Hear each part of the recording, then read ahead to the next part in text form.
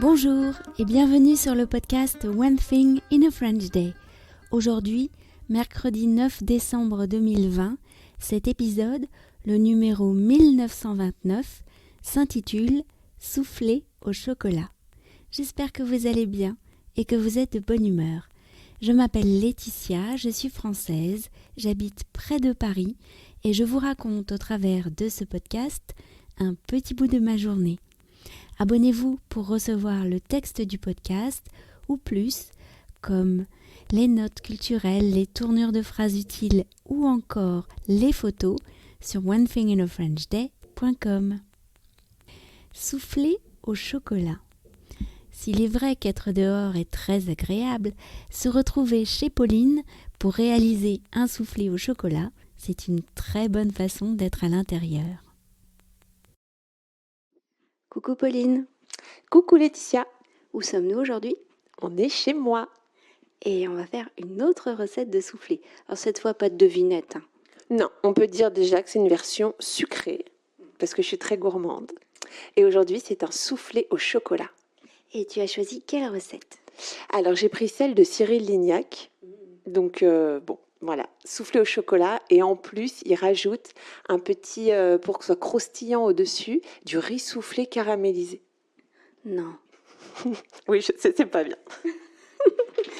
Et donc là, qu'est-ce que tu as fait déjà ? Alors, le chocolat est en train de fondre. Enfin, il va commencer à fondre. Voilà, il est au bain-marie. Toi, Laetitia, tu as séparé tous les œufs. On a nos 8 blancs d'œufs d'un côté, on a 3 jaunes de l'autre. Ça, c'est ce dont on a besoin. Et là, je suis en train de mesurer le sucre. On a besoin de 80 grammes de sucre semoule. Ok. Et on va battre les blancs au batteur. Maintenant que les blancs en neige sont battus, qu'est-ce que tu vas faire ?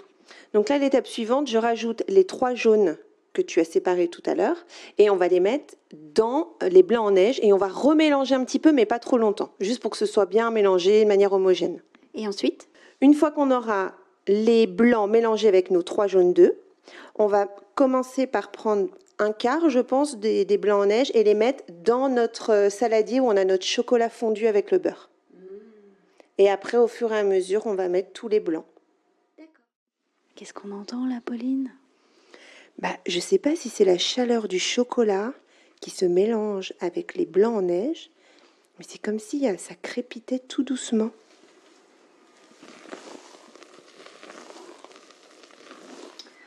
Pauline, nous on discute, mais on oublie de s'enregistrer. T'en es à quelle étape là ? Alors là, je suis en train de remplir les moules. Donc on a 4 moules qui sont prévus en forme de cœur, mais on a encore de l'appareil, donc je pense qu'on va faire un autre petit ramequin, mais pas beaucoup plus, hein, regarde. Ouais, t'as raison. Finalement, parce qu'il faut les remplir à ras-bord. Qu'est-ce que tu fais avec ce grand couteau à la main, Pauline ? Alors, c'est vrai que ça fait un peu peur. J'ai ce grand couteau pour sa grande lame et je vais racler le bord de mon ramequin en forme de cœur. Comme ça va être net et ça va enlever le surplus de mousse. Ça fait un bruit spécial, on peut écouter ? Impeccable. Bon là, tu fais un truc super bizarre, tu m'expliques ? En fait, j'ai comparé des recettes et quelquefois, il y a cette astuce qui revenait. Il faut mettre son ongle, son pouce en tout cas, et le passer le long du bord du ramequin. Et en fait, je pense que ça décolle cette mousse au chocolat de la paroi. Et à mon avis, c'est pour que le soufflé monte tout droit et qu'il ne s'écrabouille pas le long des bords du ramequin. Alors, donc tu as fini de racler les bords des 4 ramequins. Quelle est l'étape suivante ? La dernière étape, en fait, on va mettre au four les 4 ramequins, 10 à 12 minutes à 180 degrés. Donc je suis Pauline qui pose les 4 ramequins sur la grille du four. Et je vais les prendre en photo. Et pendant la cuisson, donc 10 à 12 minutes, on va s'occuper de la petite garniture croustillante qu'on viendra mettre au-dessus avant la dégustation.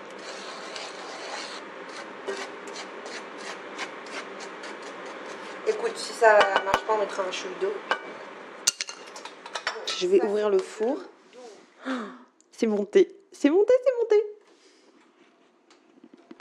Oh, ils sont beaux.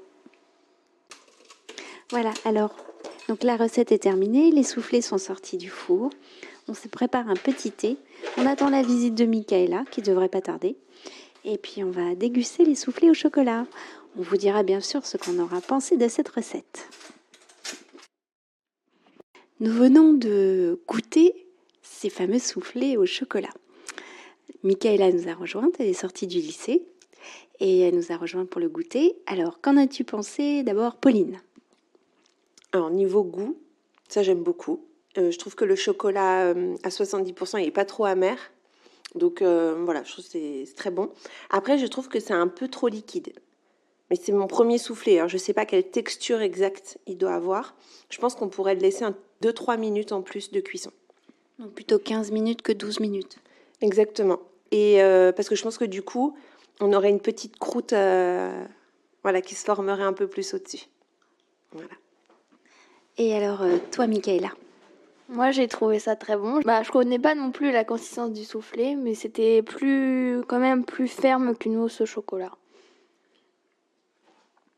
Et toi, Laetitia ? Ah, j'ai trouvé ça vraiment très bon.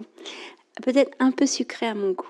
Moi, je mettrais un peu de moins de sucre dans la recette, mais après, en matière de sucre, les goûts sont personnels. Écoutez, c'était un bel après-midi autour de ce soufflé au chocolat, et c'est très réussi comme recette. Merci beaucoup, Pauline, de nous avoir accueillis. Mais c'était avec plaisir. À une prochaine. À une prochaine fois. Au revoir. Voilà, nos aventures autour du soufflé se terminent. Je me demande si cela vous a donné envie d'en réaliser un chez vous, sucré ou salé. Vos retours sont très importants, surtout pour les invités du podcast. Alors n'hésitez pas à envoyer un petit mot si cet épisode vous a plu sur le blog onethinginafrenchday.com, sur Facebook, sur Instagram ou encore sur votre application de podcast. One Thing in a French Day, c'est fini pour aujourd'hui. Je vous retrouve vendredi pour un nouvel épisode du podcast. À bientôt, au revoir.